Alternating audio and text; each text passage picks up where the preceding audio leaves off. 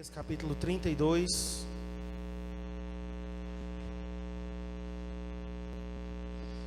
Profeta Isaías capítulo 32.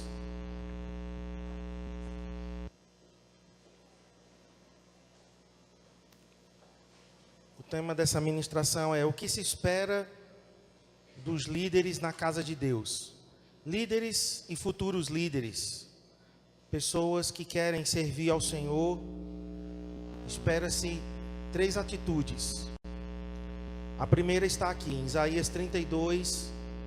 Vamos ler a partir do verso 5.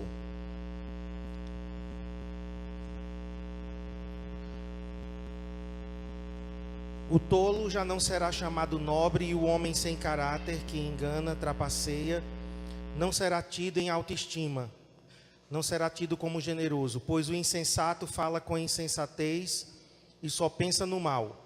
Ele pratica a maldade, espalha mentiras sobre o Senhor, deixa o faminto sem nada e priva de água o sedento.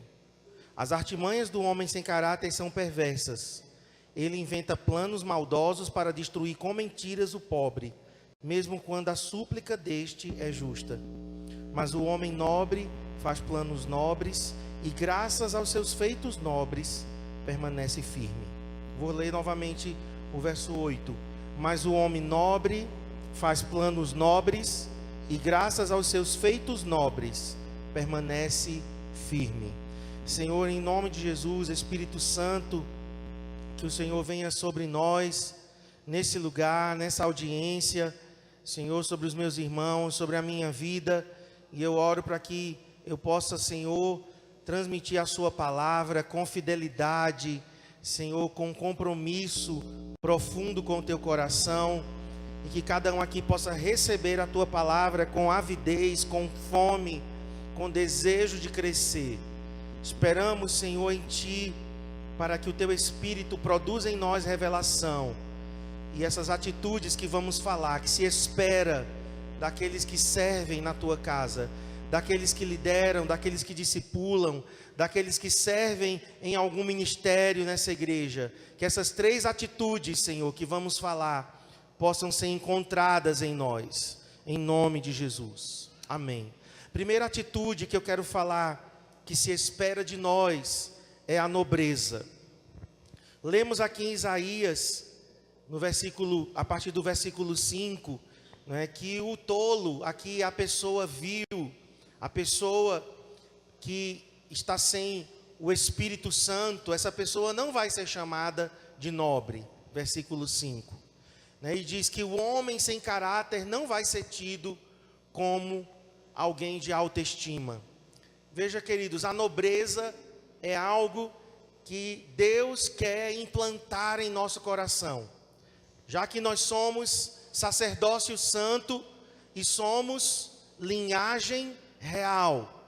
A Bíblia diz lá em 1 Pedro, você anota para depois você ler, primeira carta de Pedro, capítulo 2, verso 9, diz: vós, porém, sois raça eleita, nação santa, povo de propriedade exclusiva de Deus, sacerdócio real, mas também diz linhagem santa. Então, se nós somos dessa linhagem, o que Deus espera em nosso coração, a primeira coisa aqui é nobreza. E esse texto de Isaías deixa bem claro que não vai ser considerado nobre aquele que não tem o caráter de Deus nele, implantado nele. E o verso 8, que é onde eu estou me baseando para essa primeira característica, diz que o homem nobre faz planos nobres. O homem nobre, a mulher nobre, planeja coisas nobres. Estava falando, né, na quarta-feira passada para os nossos líderes aqui na reunião, sobre essas 2 características, mas nós queremos aprofundar mais hoje.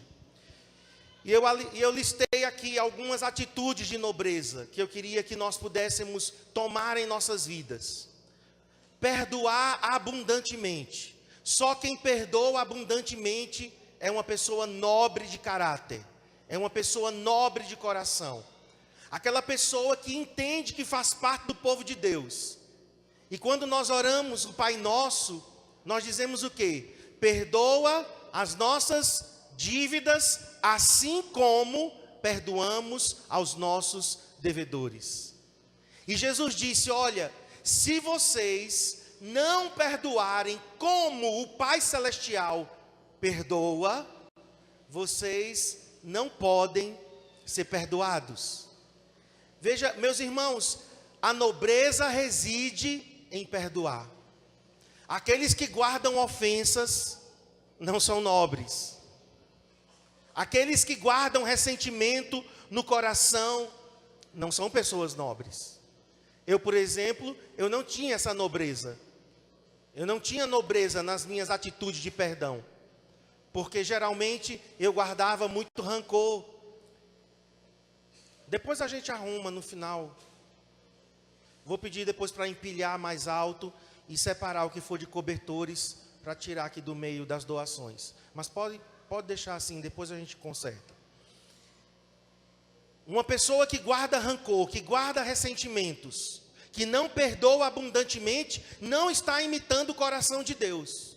O nosso Deus nos perdoou abundantemente.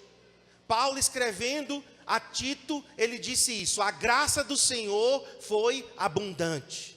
Ora, se eu recebi perdão abundante, se eu recebi graça abundante, eu tenho que dar também aquilo que eu tenho recebido. Quantos aqui foram perdoados abundantemente? Você tinha assim um passado, você tinha pecados, né, no teu passado, uma história, né, muito feia, mas o Senhor veio, te perdoou, cobriu você com o sangue dele, e hoje você é justo, e você é filho e filha de Deus. Quem aqui está nessa condição? Então não temos outro caminho. A nobreza de Deus em nós nos ensina a perdoar abundantemente.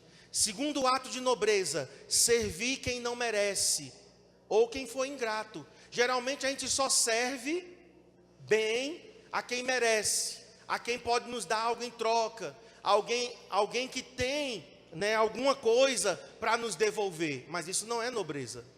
Nobreza é você servir mesmo alguém que não merece, ou que foi ingrato contigo, ou que não pode dar nada em troca a você. Por exemplo, servir os pobres é um ato de nobreza. Já servir ricos, talvez seja e talvez não. Depende muito da nossa motivação. Por quê? Porque se eu vou servir os pobres, eu sei que aqueles pobres, eles não têm nada para me dar de volta. Então eu estou sendo altruísta. Mas geralmente quando a gente serve pessoas, né, com maior poder aquisitivo, então já há a possibilidade de nós recebermos de volta alguma coisa. Então a nobreza já não existe mais, porque a motivação não é altruísta, a motivação é egoísta.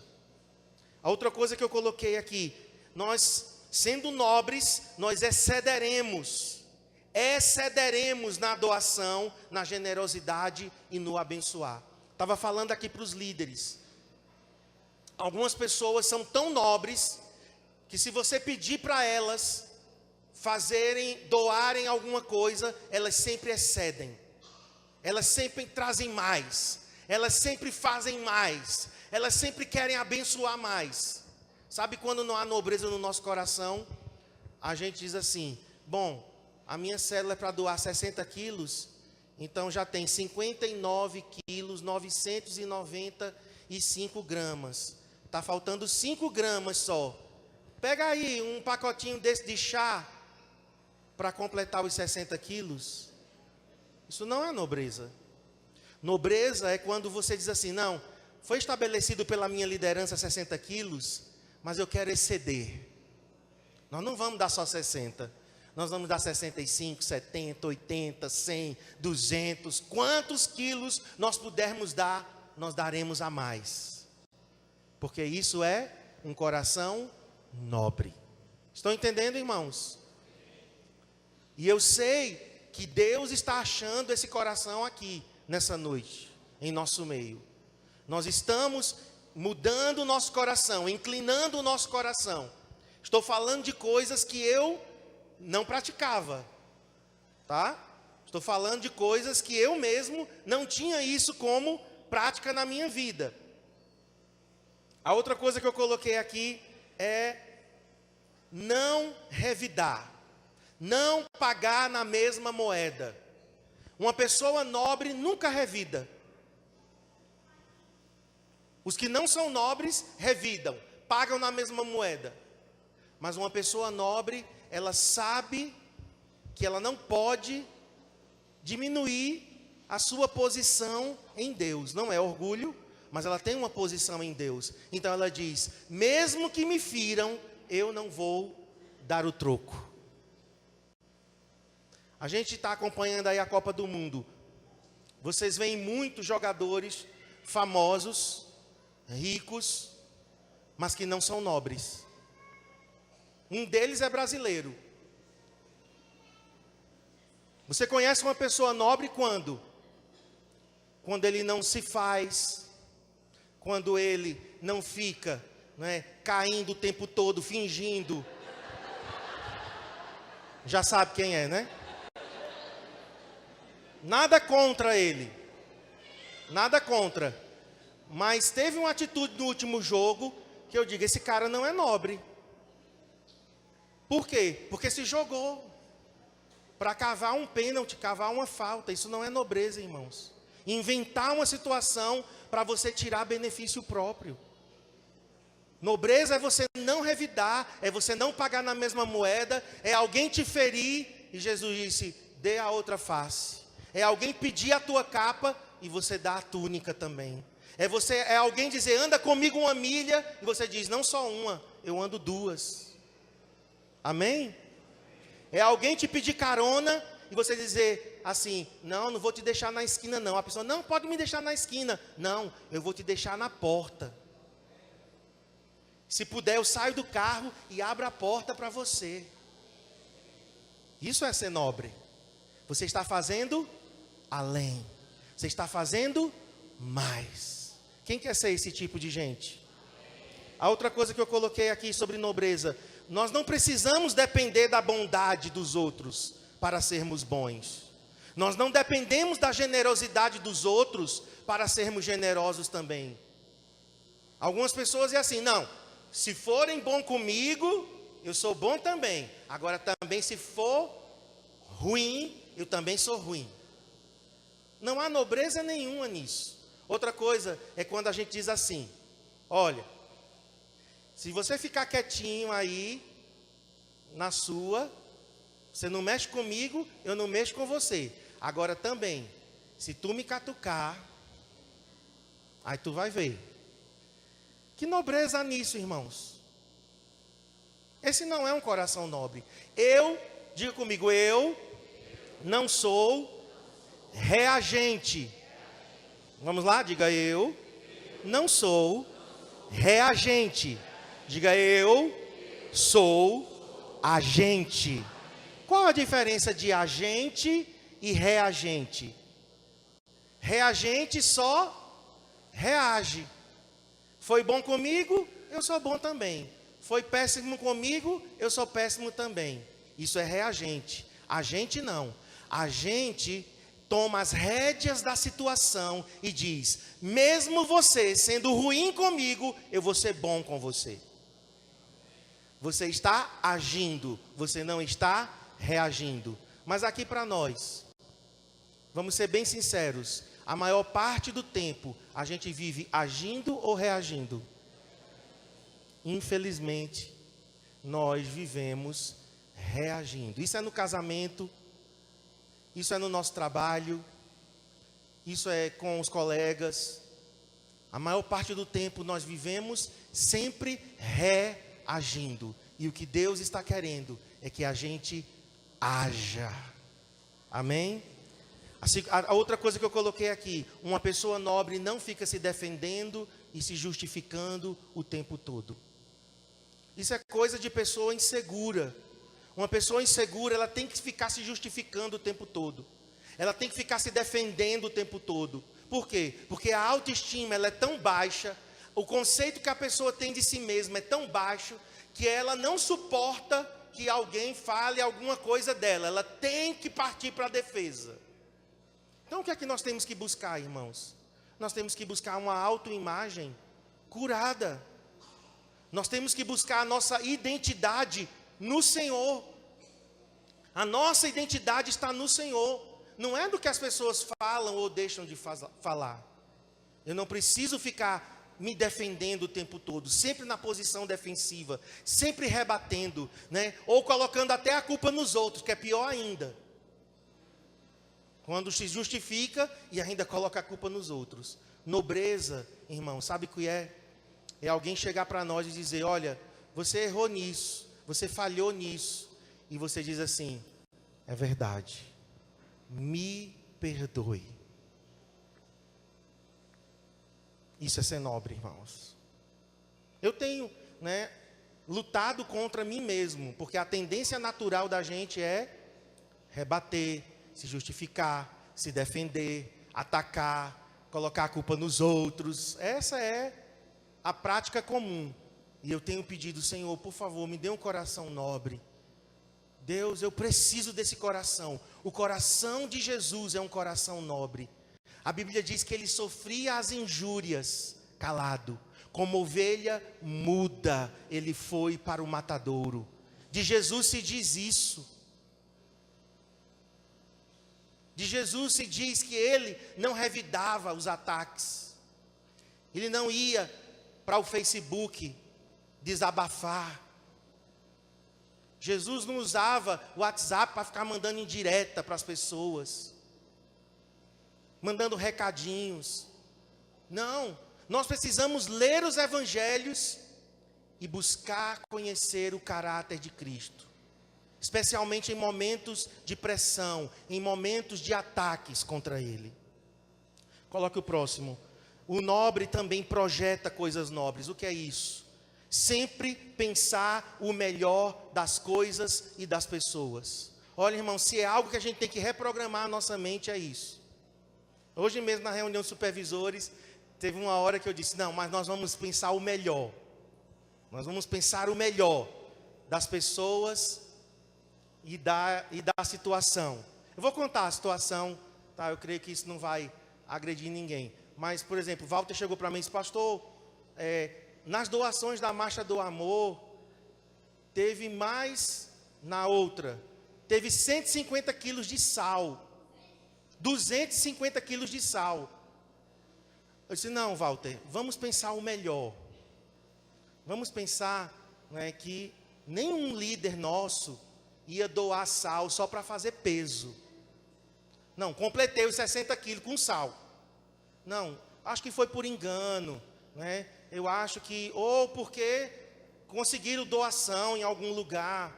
Mas nós temos que sempre pensar o melhor. Porque qual é a nossa tendência? O quê? 250 quilos de sal, poxa vida, fizeram isso de propósito. É ou não é a tendência natural da gente pensar assim? Ou só sou eu? É verdade, né? Obrigado. Obrigado, irmã, pela confirmação. Diante de uma situação ruim, a nossa tendência sempre é pensar o pior. Mas o nobre, ele projeta coisas nobres. Olha para mim, geralmente a gente projeta nos outros aquilo que nós somos. Sabia? Geralmente, o que a gente projeta nos outros é aquilo que a gente acha de nós mesmos. É aquilo que a gente pensa. Então aqui eu coloquei, pense sempre o melhor das coisas, pense sempre o melhor das pessoas, espere sempre o melhor. Ah, mas eu vou me frustrar. O nobre não se preocupa com isso. Ele vai conservar o coração dele assim. Eu sempre vou esperar o melhor das pessoas. Eu não vou ser malicioso, eu não vou ser maldoso, como o mundo é, como as pessoas do mundo são. A outra coisa que eu coloquei aqui, projetar coisas nobres. Meus queridos, vamos pensar em planos para abençoar outros. Vamos pensar em servir melhor os outros, em melhorar a vida dos outros. Quem sabe Deus te dá uma ideia para você abençoar a cidade de Garanhuns. Pode ou não pode sair daqui planos assim? Vocês acham que pode? Uma ideia pode revolucionar uma célula. uma ideia de alguém que pensou em abençoar os pobres do nosso bairro, e Deus te dá uma ideia e você vai lá e coloca em ação, um plano nobre. E de repente, esse plano pode até se tornar conhecido em toda a cidade. Tem pessoas que foram conhecidas mundialmente pelos seus planos nobres. Madre Teresa de Calcutá, aquela freira albanesa, ela deixou o convento e foi morar entre os leprosos, entre os párias, entre as pessoas que ninguém queria ter contato com elas na Índia. Como nós conhecemos essa mulher? Só conhecemos essa mulher porque ela foi nobre. Só por isso. Se ela tivesse continuado no convento lá, fechadinha, protegida, intocável, nós não conheceríamos quem era Madre Teresa de Calcutá. Ela recebeu o Prêmio Nobel da Paz. E foi considerada uma das personalidades do século XX. Porque ela decidiu fazer coisas nobres, pensar nos outros. Deus pode nos dar ideias nobres aqui nessa noite. E nós vamos orar ao término dessa palavra, para Deus nos dar ideias nobres. Coisa que revolucione teu bairro, tua célula, o quarteirão onde você mora. Talvez um bairro inteiro.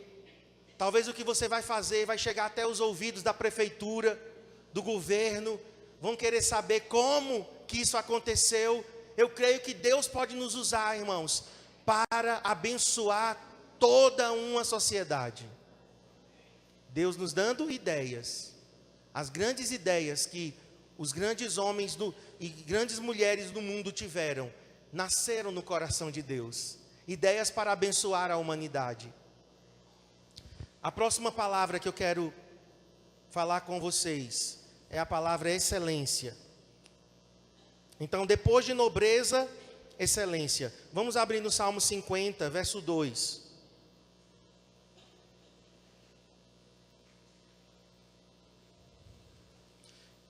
Salmo 50, verso 2. Na versão atualizada, é onde está mais bem expresso esse pensamento. Desde Sião, excelência de formosura, resplandece Deus. Vamos ler comigo? Está projetado aqui na versão atualizada. Vamos lá? Desde Sião, excelência de formosura, resplandece Deus. O outro texto que eu escolhi foi de um homem no Antigo Testamento. Daniel, capítulo 5. Livro do profeta Daniel, capítulo 5. E nós vamos ler os versos 12 e 14. Não o verso todo, mas apenas uma parte do versículo. E vamos ver o que é que se falava de Daniel. Daniel foi um grande estadista. Então, nós não somos contra cristãos na política. Eu sou contra cristãos que não têm compromisso com Deus na política. Ou cristãos que não têm firmeza na sua fé, nas suas convicções, nos seus valores, tentando entrar na política. Aí não vai dar certo. Mas se é um cristão compromissado com Deus, com princípios profundos na palavra, eu creio que Deus levanta pessoas para atuar na esfera da política. Daniel foi um desses homens. José foi outro. Mas Daniel, ele serviu a vários reis como conselheiro. Estava lá, no palácio de Babilônia. E olha o que se disse de Daniel, verso 12. Porquanto se achou neste Daniel um espírito excelente. E a palavra aqui é extraordinário. O que é uma coisa ordinária? Comum. Então, extraordinário é uma coisa fora do comum. O espírito que estava em Daniel, claro, era o Espírito Santo, né? Só que as pessoas não sabiam dizer isso. Então eles diziam: esse Daniel tem um espírito excelente, e conhecimento e entendimento. Verso 14: tenho ouvido dizer a teu respeito que o espírito dos deuses, aqui é claro que era um povo pagão, eles não sabiam dizer exatamente o que era. O espírito dos deuses está em ti, e que em ti se acham a luz e o entendimento e a excelente, a extraordinária sabedoria. Meu Deus, quando eu li essas palavras, tudo isso aqui promovido pelo Espírito Santo, gente.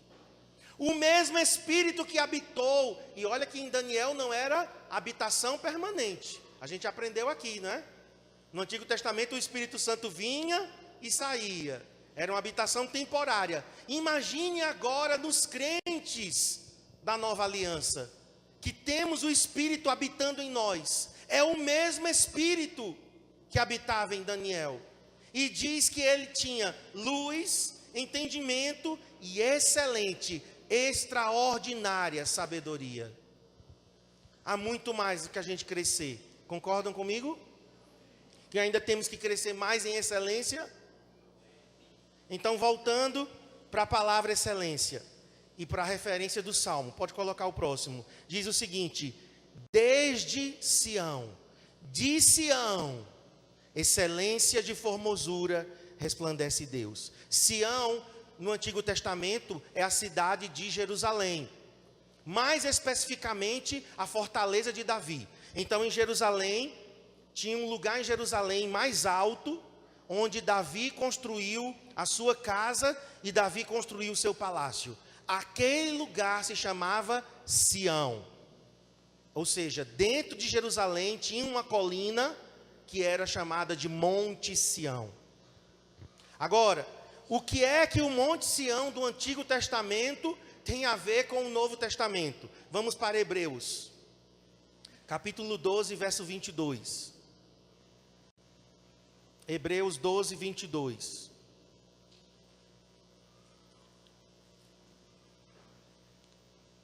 O escritor aos Hebreus está fazendo o contraste entre o Monte Sinai, que é a velha aliança, e o Monte Sião, que é a nova aliança, que é a igreja. Diz assim: mas tende chegado ao Monte Sião, a cidade do Deus vivo, a Jerusalém celestial e a incontáveis hostes de anjos, e a universal assembleia, a igreja dos primogênitos, arrolados nos céus, e a Deus o juiz de todos, e aos espíritos dos justos aperfeiçoados, e a Jesus, o mediador da nova aliança, e ao sangue da aspersão, que fala coisas superiores ao que fala o próprio Abel. O escritor aos Hebreus está dizendo: o Monte Sião do Antigo Testamento é a igreja do Novo Testamento. Então, se eu pegar o Salmo 50, está dizendo o quê? Vamos substituir o nome Sião para igreja. Salmo 50, verso 2, desde a igreja. Sião é uma referência à igreja. Então, pegando o versículo do Salmo 52, desde a igreja, excelência de formosura, a glória de Deus aparece resplandecendo. Se nós substituirmos então, já que o Monte Sião do Antigo Testamento é a igreja do Novo Testamento, então de onde se verá, a excelência de formosura? Na igreja. E de onde virá a glória de Deus? Da igreja. É o que o Salmo 50 está dizendo. Desde Sião, excelência de formosura. Abra comigo no Salmo 48, que tem o mesmo pensamento. Não está aí no slide, mas só para você entender que Sião é um lugar muito especial. Salmo 48, grande é o Senhor e muito digno de ser louvado na cidade do nosso Deus. Cidade do nosso Deus aí é Jerusalém. Agora vai falar sobre o Monte Sião, seu santo monte, belo e sobranceiro. Sobranceiro significa em um lugar elevado. Diz assim: é a alegria de toda a terra. O Monte Sião, para os lados do norte, a cidade do grande rei. Nos palácios de Sião, Deus se faz conhecer como alto refúgio. Isso aqui está falando da igreja, meus irmãos. Da igreja do Novo Testamento. Então a igreja do Novo Testamento tem que ter a excelência da formosura de Deus. E então a glória do Senhor vai aparecer. Então eu coloquei, primeiro, claro que excelência eu quero falar primeiro da presença de Deus. Quando somos cheios, pode colocar, próximo. Quando somos cheios da presença de Deus, resplandecemos a glória de Deus. Quando somos cheios da presença, uma igreja cheia da presença de Deus, crentes cheios do Espírito Santo, resplandecem a glória de Deus. As pessoas lá fora vão olhar para nós e ver a beleza de Deus em nós. Elas serão atraídas. Eu sei de casos que pessoas estavam passando do lado de fora, na calçada, e foram atraídas. Foram atraídas pela adoração, foram atraídas pelo som, foram atraídas pela presença de Deus. Eu mesmo vivi isso em Garanhuns, uma época. Eu ia chegando perto da igreja e eu comecei a ouvir as músicas sendo cantadas lá dentro. E na calçada já comecei a chorar. Na calçada já comecei a sentir a presença de Deus. Isso é excelência de formosura. Uma igreja cheia da presença de Deus. Mas a segunda coisa que eu coloquei, quando fazemos as coisas para Deus de forma excelente. Primeiro eu quero colocar o mais importante. Primeiro é a presença de Deus. Não adianta a gente ter prédio bonito, iluminação, instrumentos, não é, importados, equipamento de som do bom e do melhor, cadeiras acolchoadas, não é mais cadeiras de plástico, né, são cadeiras, são poltronas acolchoadas, não é mais esse piso, não é pintado, é porcelanato.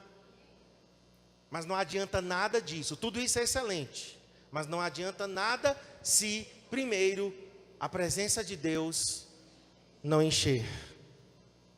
Quando a presença de Deus enche, é interessante que esse lugar que eu disse que na calçada eu sentia a presença de Deus, era uma garagem bem simples, equipamentos de som bem simples, apenas uma pessoa tocando violão e cantando com a filha que era pequenininha. E de longe, quando eu começava a chegar perto, eu sentia a presença de Deus naquele lugar. Então o mais importante, primeiro, sermos cheios da presença de Deus. Agora, em segundo lugar, irmãos, nós temos que fazer as coisas para Deus da forma mais excelente. Nós precisamos fazer o melhor para Deus. E aí a glória de Deus também vai resplandecer. O nosso Deus é um Deus belo. A Bíblia diz que Ele é formoso. Abre comigo no Salmo 45. Vamos ler os versos 2, 3 e 4. Salmo 45. Tu és o mais formoso dos filhos dos homens. Está falando de Jesus aqui. Está falando da beleza de Cristo, da majestade de Cristo. Tu és o mais formoso dos filhos dos homens. Nos teus lábios, falando agora das palavras de Jesus, se extravasou a graça. O falar de Jesus é suave, é doce. As palavras que saem da boca do nosso Senhor. Por isso Deus te abençoou para sempre. Olha o verso 3. Cinge a tua espada no teu flanco, é herói. Olha como está se dizendo de Cristo. Cinge a tua espada no teu flanco, como um guerreiro, herói. Cinge a tua glória e a tua majestade. E nessa majestade cavalga prosperamente, por causa da verdade e da justiça, e a tua destra te ensinará proezas. Esse é o nosso noivo. Senhor, traz espírito de revelação e de sabedoria nesse lugar, Deus. Eu oro, Senhor, por um destravar das nossas mentes, Senhor. Eu oro, Deus, para que o sobrenatural invada o natural. Eu oro, Senhor, para que a palavra se torne rema diante dos nossos olhos. E nós possamos entender quem é Jesus e quem somos nós. Meus queridos, a descrição de Jesus aqui não é uma descrição qualquer. Não é um Cristo fraco. Não é um Cristo derrotado. Não é um Cristo que está mendigando atenção, amor. Por favor, faça alguma coisa por mim. Esse Cristo, descrito nesse salmo messiânico, é um Cristo belo, formoso, palavras que extravasam graça e um herói, um guerreiro. Esse é Jesus. Agora eu te pergunto, se o nosso noivo é assim, como que a noiva vai ser menos do que isso? Como que a noiva vai ser uma noiva descabelada, suja, vestido rasgado? Como que a noiva vai se apresentar diante deste herói? Ele já está no céu, ele já está sentado à destra do Pai, intercedendo por nós. Então nós temos que ser excelência de formosura também. Então o Salmo 45 nos traz esse retrato. Agora vamos para o Salmo 76. Conhecido é Deus em Judá. Judá é a tribo do louvor. Conhecido é Deus na adoração. Sempre que você ouvir falar de Judá, é a tribo da adoração. Por isso que Jesus é o leão da tribo de Judá. Por isso que ele gosta tanto de adoração. Conhecido é Deus em meio à adoração. Grande o seu nome em Israel. Em Salém, Salém é Jerusalém. Em Jerusalém está o seu tabernáculo, está a sua morada. E em Sião a sua morada. Ali despedaçou ele os relâmpagos do arco, o escudo, a espada e a batalha. Ou seja, o Senhor venceu os seus inimigos. Agora olha o 4. Tu és ilustre, o mais glorioso e mais glorioso do que os montes eternos. Olha a descrição de Jesus. Tu és ilustre. Esse é o Senhor da igreja. Então a igreja tem que corresponder a essa excelência. Você viu lá o casamento real do Harry com a Meghan? Ela estava resplandecendo formosura ou não? Apareceria ali naquele casamento de qualquer jeito? Claro que não. Por quê? Porque a ocasião pedia. Mais do que isso, porque tinha um príncipe esperando por aquela noiva no altar. Ora, se aquele casamento, a gente fica assim, não é? Especialmente as mulheres, sonhando, né, com o casamento daquele. Imagine o casamento de Jesus com a igreja. Então a igreja, queridos, expressa a beleza de Deus. A beleza de Deus é um dos atributos que o Senhor tem. Nós precisamos explorar mais a beleza. Sabe por que a gente precisa explorar mais a beleza de Deus? Porque quando a gente contempla a beleza de Deus, nós somos transformados por essa beleza. E eu coloquei, quando somos excelentes no que fazemos, expressamos a beleza e a glória de Deus. Quando você é um líder excelente na tua célula, a glória de Deus está sendo expressa ali. Jesus está aparecendo ali como esse herói, como esse belo príncipe. Quando você faz bem feito aquilo que é colocado em tuas mãos para você fazer, quando você coloca tudo o que você tem, a beleza de Deus está sendo expressa. Amém? Passo para o próximo. Fazer sempre o melhor que está ao nosso alcance, irmãos. Eclesiastes 9:10, não precisa abrir para a gente ganhar tempo, mas Eclesiastes 9:10 diz: e tudo quanto vier para fazer, tudo quanto vier às tuas mãos para fazer, faze-o conforme as tuas forças. Em outras palavras, faça com o melhor que você tem. Eu disse aqui para os líderes, às vezes nós precisamos esticar um pouquinho mais. É como elástico. O elástico você estica, aí você diz, não, já está no máximo. Mas às vezes você ainda dá mais uma puxadinha e ainda vai mais. E você ainda puxa mais um pouquinho. Nós precisamos ter esse coração. Não, eu estou dando o meu melhor, pastor. Amém que você está dando o seu melhor. Mas estica um pouco mais. Excede. Vai um pouquinho mais além. Imite os excelentes. Eu aconselhei aqui os líderes. Vão em outras células. Irmãos, nós temos células excelentes. Nós temos células que estão fazendo uma grande obra nesta cidade. Nós temos células que estão fazendo diferença. Nós temos células que são vibrantes, vivas, dinâmicas, cheias da presença de Jesus. Então, vai lá e conhece. Pega o teu orgulho, coloca ele no bolso. Vai lá conhecer. Pergunta a esse líder: o que é que você está fazendo? Eu quero aprender com você. Me ensina. Porque não tem segredos. Outra coisa, nobreza não é ficar escondendo, não. Tem gente que fica escondendo as coisas boas. Não quer passar adiante. É igual aquela mulher que cozinha bem e não quer dar receita a ninguém. Por que ela faz isso?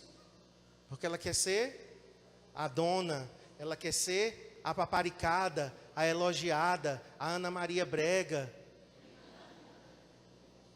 Isso não é nobreza, não. Nobreza é você passar adiante. Ai, essa receita está tão deliciosa. Vem que eu te dou a receita, porque eu quero que você faça também. Agora faz assim, faz melhor e depois tu me ensinas o que foi que tu aprimoraste. Amém, irmãos? Agora tem pessoas que ficam escondendo. Olha, lá na célula está dando certo, mas eu não vou falar para ninguém, porque eu não quero que ninguém copie. Isso não é nobreza. Por outro lado, a pessoa também diz assim: não, eu não vou lá não. Vou perguntar, eu vou me rebaixar, vou me humilhar, perguntando. Isso também não é nobreza. E pior, não é excelência. Não é nem nobreza, nem excelência. Excelência é você perguntar mesmo. Nós fomos para Brasília, ficamos lá tirando foto. De onde vem esses matutos do Nordeste? Quero nem saber o que estava pensando da gente. Aí, pastor Cristiane, vamos lá conhecer as salas das crianças, o prédio. Abria tudo que era porta, tirando foto. Esses dias Nádia já mandou para mim 45 fotos. Olha, Nádia e a pastora Keila, em questão de foto, elas são boas, viu? 45 fotos ela mandou. Ela tirou foto de tudo, de todas as posições que tinha, de sala, de teto, de chão. Ela tirou de tudo. Alguém, poxa, essa mulher tirando foto de tudo aqui. Sabe por quê? Porque nós queremos ver, porque nós queremos copiar o que é excelente.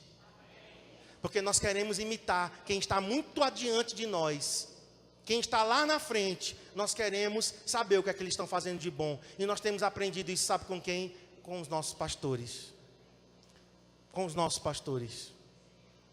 Pastor Ebe às vezes vai escondido no meio da multidão, só para conhecer o que é que está acontecendo na igreja, que ele está visitando.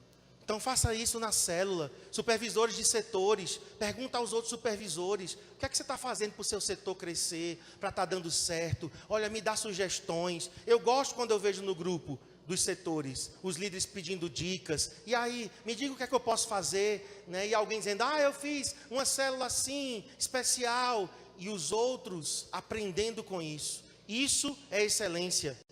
Buscar novas estratégias, irmãos. Buscar novos conhecimentos. Buscar novas maneiras de se fazer as coisas. Você não tem que inventar a roda. Tem gente que quer ser original demais, autêntico demais, né? Às vezes isso é uma coisa até desnecessária. Ora, se alguém já abriu o caminho, se alguém já tirou as pedras, para que eu vou querer fazer tudo isso de novo? Eu vou andar pelo caminho que abriram. Isso é ser excelente. Agora, por último, abra comigo em Hebreus 3. E eu vou falar sobre a última coisa, que é fidelidade. Sei que o meu horário já estourou, mas eu peço só mais alguns minutos para a gente finalizar. Hebreus 3, 5 e 6. Moisés foi fiel como servo em toda a casa de Deus. Moisés foi fiel como servo em toda a casa de Deus. Não vou ler, vou ler só uma parte. Verso 6 diz: mas Cristo é fiel como filho sobre a casa de Deus, e esta casa somos nós. Dois homens fiéis. Moisés foi fiel no Antigo Testamento, sobre o tabernáculo. Moisés foi fiel, ele construiu tudo exatamente como estava na planta. Ele levantou doações, ele levantou artífices, e aquele aquele tabernáculo de Moisés foi glorioso. Agora nós temos Cristo. Cristo, como filho, é fiel sobre nós. Agora, perguntando para cada um aqui: se Moisés no Antigo Testamento foi fiel sobre a casa de Deus, Cristo está sendo fiel ainda sobre a casa de Deus, que somos nós. Irmãos, e nós? Nós seremos fiéis? Nós seremos fiéis àquilo que Deus está colocando em nossas mãos? Porque esses dois homens foram fiéis. E o outro texto é 1 Coríntios 4. 1 aos Coríntios 4, 1 e 2. Diz assim: que os homens nos considerem como ministros de Cristo e despenseiros dos mistérios de Deus. Além disso, requer-se dos dispenseiros que cada um se ache fiel. O que é que se requer? O que é que se pede dos despenseiros? Fidelidade. Pastor, eu sou um dispenseiro? Sim. Se você nasceu de novo, automaticamente você se tornou despenseiro da graça de Deus, despenseiro das riquezas de Deus. Dispenseiro aqui é mordomo, é administrador. Olha aqui quantos administradores dos recursos, dos talentos, das riquezas, das pessoas que Deus tem nos dado. Olha ao teu redor aí esses administradores. Olha bem para a cara deles. Vou dizer para o focinho. Olha para esse administrador e para essa administradora. Nasceu de novo, você já é um administrador. Pode ser bom, péssimo, mal, ótimo, excelente, mas você é um administrador. E aqui está dizendo, o que se pede é que sejam fiéis. Primeira coisa que eu coloquei aqui sobre fidelidade. Nós temos que ser fiéis nas palavras, naquilo que falamos. Gente, vocês estão diante de uma pessoa que aumentava tudo que falava. Eu era aquele tipo de gente que precisava aumentar para empolgar, para passar uma imagem mais descolada. Tinha matado uma minhoca, eu tinha matado era uma sucuri. Era desse tipo. Ou inventava, ou aumentava. E aqui Jesus disse em Mateus 5,37: seja o vosso falar sim, sim, não, não. E o que passar disso procede do diabo. Tem gente que precisa ficar jurando. Não, eu juro na cruz de Cristo. Não tem palavra nenhuma, precisa ficar jurando. Acredita em mim, pelo amor de Deus. Tem algum problema? Nós não precisamos jurar. Por quê? Porque aquilo que nós falarmos, as pessoas vão dizer, é sim, sim, é não, não. O que essa pessoa falar é exatamente verdade, pura verdade. Amém? Pior coisa do mundo é você encontrar uma pessoa mentirosa. Você não confia mais nela. Você não confia. Por isso, pais e mães, 3 pecados de filhos que tem que ser corrigido com lapada. Pode gravar e botar na internet. Se eu for preso, um advogado aqui me solta. Criança que mente, criança que rouba e criança rebelde. Se você alimentar essas 3 coisas, ai de você, no que é que vai dar isso lá na frente? Por que adultos mentirosos? Porque crianças foram mentirosas. Por que adultos assassinos, estupradores, roubadores? Porque crianças que roubavam um lapisinho e o papai e a mamãe, só um lapisinho, uma caneta, ô meu filho, faça isso não. Ô bichinho. E deixava. Com minha mãe era diferente. O quê? O quê? Marcos, venha cá agora. Isso aqui não é seu, você vai apanhar porque pegou, vai apanhar para devolver. Era assim. Estou aqui, Vivinho da Silva, sobrevivi. Então nós não podemos passar a mão por cima de mentiras. Mentirinhas, mentirinhas, e aí caímos em descrédito. Diga exatamente como você viu e como aconteceu. Já falei aqui, já confessei meus pecados. Eu gostava de aumentar, irmãos, as coisas. Não era fiel. Sabe quem me corrigiu? Esta mulher aqui. Corajosa. Lá atrás, viu? Graças a Deus que esse pecado eu não tenho mais. Mas um dia Cristiano chegou para mim em casa e disse: Marcos, vem cá. Quais são as 3 palavras que um homem treme nas bases. Quero conversar contigo.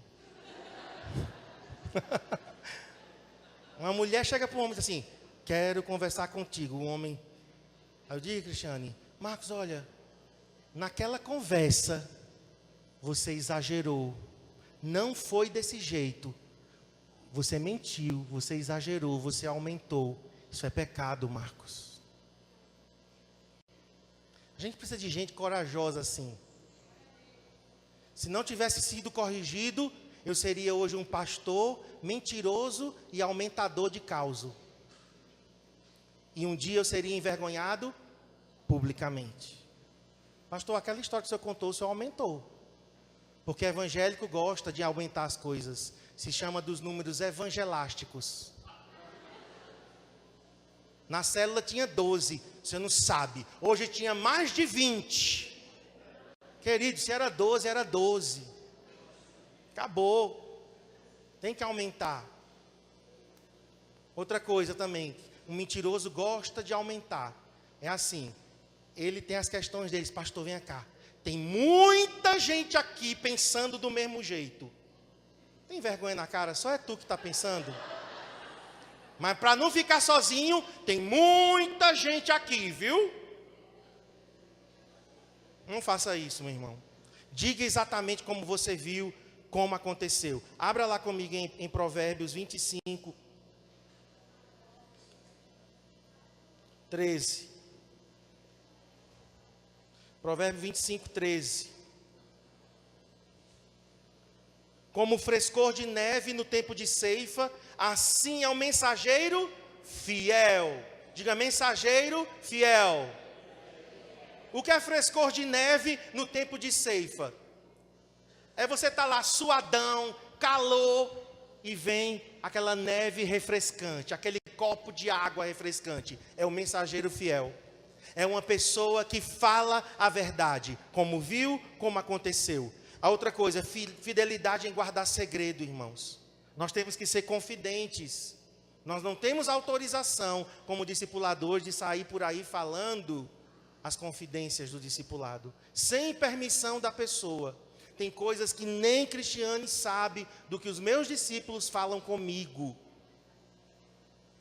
E se ela tiver que saber, eu tenho que pedir permissão a ela. Desculpem. É igual o marido, né? Sabem da piada que tinha uma fila de 1 quilômetro no céu de homens, maridos. Aí Pedro diz, quem são esses aqui?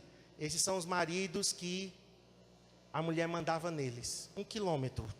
100 quilômetros a fila. E na outra fila tinha um homem só.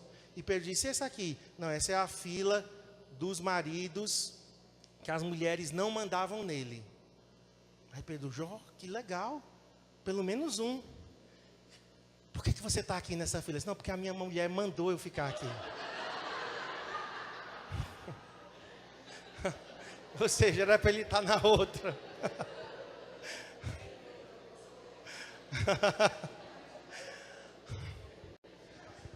Então assim, se eu tiver que falar alguma coisa para a Cristiane, eu tenho que pedir permissão ao meu discípulo. Eu posso compartilhar com a minha esposa? Olha o que diz Provérbios 11, 13. O mexeriqueiro não guarda o quê? Não guarda segredos. O mexeriqueiro descobre o segredo, mas o fiel de espírito o encobre. Encobrir aqui não é encobrir pecado não, viu, queridos? Pecado a gente não encobre não. Então tem situações que nós temos que pedir permissão à pessoa e dizer, eu vou ter que falar. Você vai ter que me autorizar, mas eu preciso falar. Mas eu estou falando de linhas gerais. O fiel guarda segredo. Fidelidade também fala de fidelidade nos pensamentos. Palavras, pensamentos. O que você vê de errado e pensa a respeito da célula, do teu discipulador, do teu supervisor, de mim, seu pastor? Você fala. Você é fiel ao ponto de dizer assim, vou procurar o meu pastor, eu vou procurar a minha pastora, eu vou procurar meu líder, e vou com boa atitude, com respeito, mas eu vou ser bem transparente e falar o que eu vi de errado, o que eu não concordo, o que eu não entendi, eu vou perguntar. Mas eu não vou comentar isso com ninguém, nem com a minha esposa, para não contaminá-la.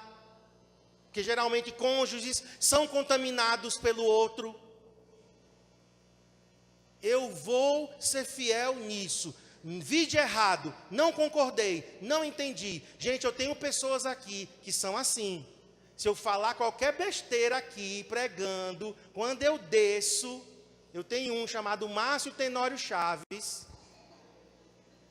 que ele me chama e diz: pastor, tu falaste isto e aquilo, e olha, não foi muito legal não. Digo: é mesmo, obrigado, Márcio. Próxima mensagem eu conserto. Que coisa maravilhosa é você ter alguém assim.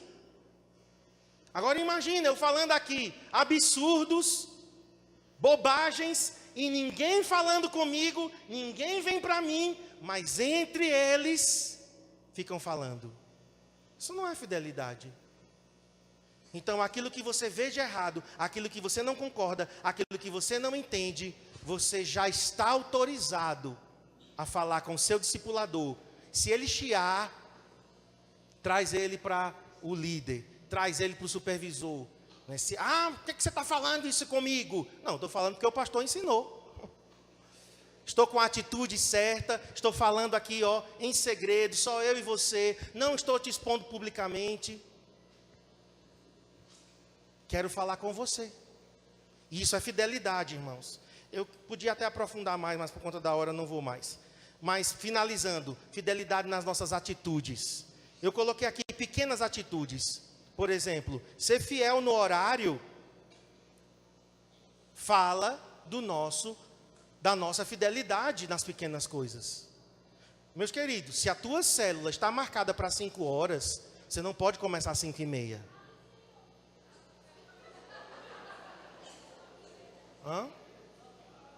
10 minutos no máximo de tolerância. E na Inglaterra, nós já estaríamos reprovados. Na Inglaterra, 5 minutos já é uma ofensa. Se atrasar 5 minutos. Mas nós não estamos na Inglaterra. Contextualizando, estamos no Brasil. 10 minutos, gente, no máximo. 5 horas. Pastor, mas não chegou ninguém. 5:10 você começa sozinho. Você, o Pai, o Filho e o Espírito Santo. Amém? Fidelidade. Fidelidade nas tarefas, nas responsabilidades, mesmo sendo tarefas pequenas, mesmo tarefas insignificantes. Eu coloquei aqui o exemplo de Davi. Anote para você ler em casa, porque eu não vou ter como ler mais. Mas quando o pai de Davi disse: Davi, vai lá, leva comida para os teus irmãos, vai saber notícia dos teus irmãos. Sabe o que foi que Davi fez? Deixou um guarda tomando conta das ovelhas. E foi. Veja como Davi era fiel. O pai era dono das ovelhas, o pai mandou ele ir, mas ele se preocupou: eu não posso ir sem antes deixar alguém cuidando dessas ovelhas. Ninguém pediu, ninguém mandou, Davi sabia que tinha que fazer assim. E por último, irmãos, eu coloquei aqui, fidelidade nos nossos dízimos e nas nossas ofertas. Quero que você leia em casa, também não vou ter tempo, porque eu vou encerrar agora, 1 Coríntios 9, de 1 a 14. Leia em casa o que Paulo diz a respeito do sustento da obra de Deus. Nós precisamos ser fiéis nos nossos dízimos e ofertas, porque o maior abençoado seremos nós mesmos. O maior desfrute vai ser meu. Primeiro que eu vou ter o privilégio de contribuir com algo eterno. Eu estou tendo a grande alegria de contribuir com algo que está sendo construído para a eternidade. Mas em segundo lugar, eu, querido, serei o maior beneficiário disso, porque eu receberei de volta. É a lei da semeadura e da colheita. E então, em um outro momento, eu vou falar somente sobre fidelidade nessa área. Por conta da hora eu vou parar, vamos ficar em pé, vamos orar.